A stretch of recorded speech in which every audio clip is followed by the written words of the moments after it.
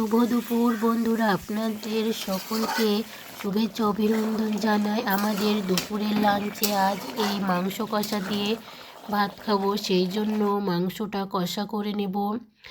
আমার মাংসে এতটুকু মতো জিভ ছিল, জিভটাকে আমি ভালো করে জল ফুটিয়ে গরমে সেদ্ধ করে নিয়েছি। তাহলে দেখুন জিভের এই চামড়াটা অতি সহজেই উঠে যাবে। আপনারা এইভাবে করে নেবেন। আমিও পুরোটাকে করে নিয়েছি, এভাবে পিস পিস করে জিভটো কেটে নিলাম। 2 কিলো মাংস নিয়ে এসেছিলো, সেগুলো আমি কেটে ধুয়ে পরিষ্কার করে নিয়েছি সুন্দর করে আগে থেকেই।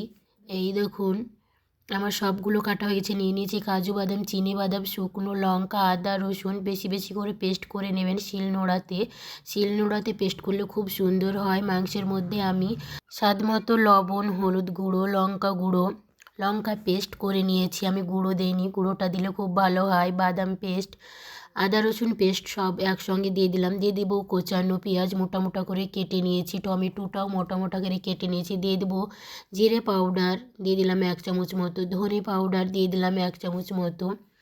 এগুলো সব হাতের যে ভালো করে আমি মেখে নেব। যত এভাবে চেপে চেপে মাখাবেন মশলাগুলো তাতে সুন্দর করে ঢুকে পড়বে, ভালো লাগবে। 1/2 ঘন্টার মতো আমি রেস্টে রেখে দিলাম। তার মধ্যে আমি কড়াতে তেল বসিয়ে দিলাম। কড়াতে তেল দিয়ে গোটা জিরে, শুকনো লঙ্কা গোটা দিয়ে দিলাম 4-5টা মতো তেজপাতা, কিছুটা পেঁয়াজ দিয়ে ভালো করে বেরেস্তা হয়ে গেলে মাংসটা ম্যাগনেট করে রেখেছিলাম সেটাও আমি ঢেলে দিলাম। নাড়াচাড়া করে ভালো করে তেলের সঙ্গে আমি মিশিয়ে নেব। এইভাবে মাংস কষাটা করলে খেতে দুর্দান্ত স্বাদের হয়। আপনাদের বাড়িতে অতিথিও আসলে এইভাবে আপনারা রান্না করে আপ্যায়ন করবে, তারাও খুব ওয়াও ওয়াও করে খুব সুন্দরভাবে খেয়ে নেবে। আপনার নামও খুব করবে, প্রশংসাও করবে খুব। দেখুন এইভাবে আমি ঢাকা দিয়ে দিয়ে 5 মিনিট 10 মিনিট ধরে যতটা লাগে রান্নার সময় সেরকমভাবে আমি রান্না করে নেব। আমার মাংসটা কষানো হয়ে গেছে। এই রকম টাটকা টাটকা যদি আপনি মাংস কষা ঝোল দিয়ে ভাত খান গরম গরম, খেতেও খুব সুন্দর লাগে। আমার হয়ে গেছে, ধনে পাতা ওপর থেকে কিছুটা ছড়িয়ে দিলাম।